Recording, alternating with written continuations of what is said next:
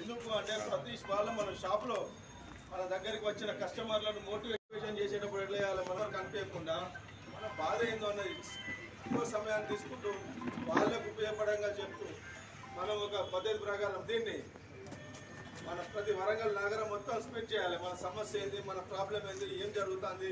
రానున్న రోజుల్లో మనము కంపల్సరీ జరిగే మంచి కార్యక్రమాలను అన్నింటినీ నిలిపివేయడం జరుగుతుంది. ఫస్ట్ రాజేందర్ అన్న అన్నట్టు మనమందరం మళ్ళొకసారి చర్చించుకోండి.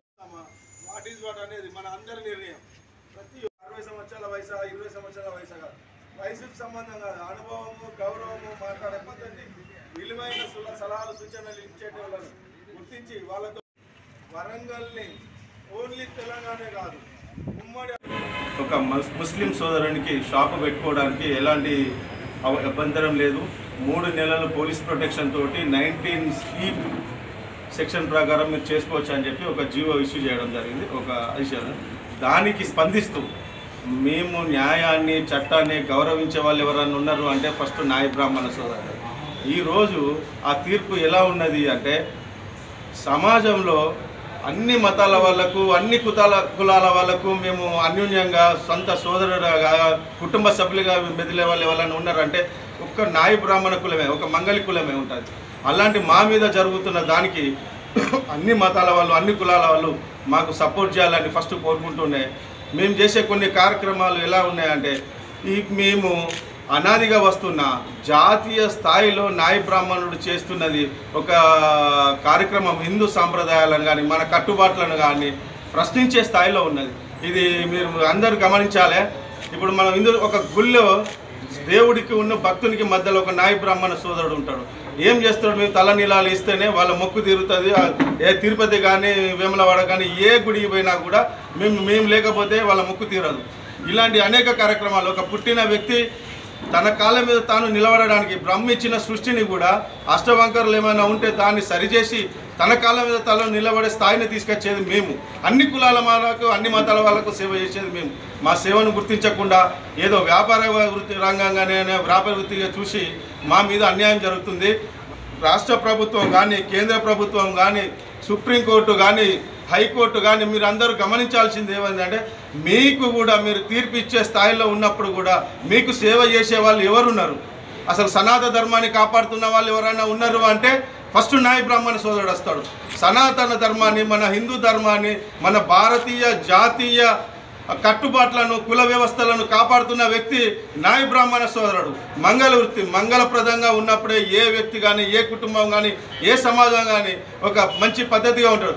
నాయ బ్రాహ్మణునికి జరుగుతున్నది కూడా ఇది జాతీయ సమస్య, ఏదో రాష్ట్ర సమస్య కాదు, ఇది జాతీయ స్థాయిలో జరుగుతున్న సమస్య. కాబట్టి జాతీయ స్థాయిలో ఉన్న నాయకులు కానీ రాష్ట్ర స్థాయిలో ఉన్న నాయకులు కానీ రేపు స్పందించాలని మేము కోరుకుంటున్నా. అదేవిధంగా మేము చేస్తున్న ప్రతి గుళ్ళో కానీ తలనీలాలు తీసేయడం రానున్న రోజుల్లో బంద్ చేస్తాము.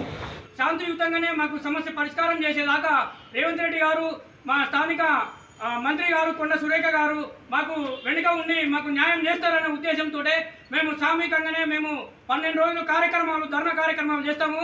ఒకవేళ మాకు కనుక ఈ 12 రోజులలో మాకు న్యాయం జరగని పక్షాన్ని అసెంబ్లీ ముట్టడించడానికి కూడా మేము వెనకాడము. స్థానికంగా ఉన్న ఎన్నికలకి కూడా మేము బహిష్కరించి ఏ పార్టీ అయితే మాకు మద్దతు ఇస్తుందో ఆ పార్టీకి మేము స్వచ్ఛందంగా మా షాపులోకి వచ్చే కస్టమర్లకి కానీ మాకు కానీ ఇలాంటి ఏం జరగకుండా మాకు ఎవరు న్యాయం చేస్తారో వాళ్ళకే మేము మద్దతు పలుకుతాము. దయచేసి మమ్మల్ని గుర్తించండి, మా కులాన్ని గౌరవించండి, మా కులంలో మేము బ్రతికున్నామని చెప్పేసి మమ్మల్ని గౌరవించండి అని చెప్పేసి ఈ నాయ బ్రాహ్మణుల సాక్షిగా మేము పోరాటం చేయడానికి సిద్ధంగా ఉన్నాం. నాయ బ్రాహ్మణులు దయచేసి గుర్తించండి, మా కుల వృత్తులను కాపాడండి. అన్ని కులంలో కేవలం వస్తువులకు మాత్రమే మీ కుల వృత్తులు చేస్తారు తప్ప మేము ప్రత్యక్షంగా మనిషి టు మనిషికి మేము సేవ చేస్తాము. కటింగ్ చేయాలంటే ఓ వ్యక్తిని ముట్టుకొని చేయాలి. ఆ వ్యక్తి ఏ పొజిషన్లో ఉన్నాడు, ఏ రోగంతో ఉన్నాడు, ఎట్లా ఉన్నాడు అని చూడకుండా ఒక తల్లి అయితే ఒక కొడుకును ఎట్లా ప్రేమిస్తుందో ఆ రకంగా మేము మా చెల్లులలో మేము సేవలు చేసుకుంటూ వచ్చిన మా వృత్తిని ఈరోజు ఏ కులం గుర్తించలేదు, ఏ రాజకీయ నాయకుడు గుర్తించలేకపోతున్నాడు.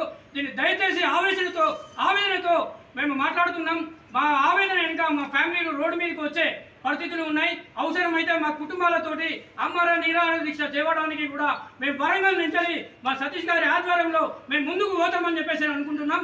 జిల్లా నాయకత్వం బాగుంది, రాష్ట్ర నాయకత్వం దయచేసి రాష్ట్రంలో ఉన్న రాష్ట్ర రాజకీయ నాయకులు ఎవరన్నా కానీ మా రాష్ట్రంలో ఉన్న నాయ బ్రాహ్మణ సోదరులు రాష్ట్ర అధ్యక్షులు ఇప్పటి వరకు ఈ విషయం మీద ఏ ఒక్కరు కూడా స్పందించలేదు. దయచేసి కలిసికట్టుగా మీకు ఏమున్నా కూడా కులం కోసం పోరాటం చేసి ముందుకు రావాలని ఈ వరంగల్ నుంచి ప్రత్యక్షంగా పరోక్షంగా మేము వాళ్ళకి వార్నింగే ఇస్తున్నాం. దయచేసి ఇప్పటికైనా అందరూ కలిసికట్టుగా పోరాటం చేస్తేనే మన కుల వృత్తికి న్యాయం జరుగుతుందని చెప్పేసి నేను చెప్తున్నా.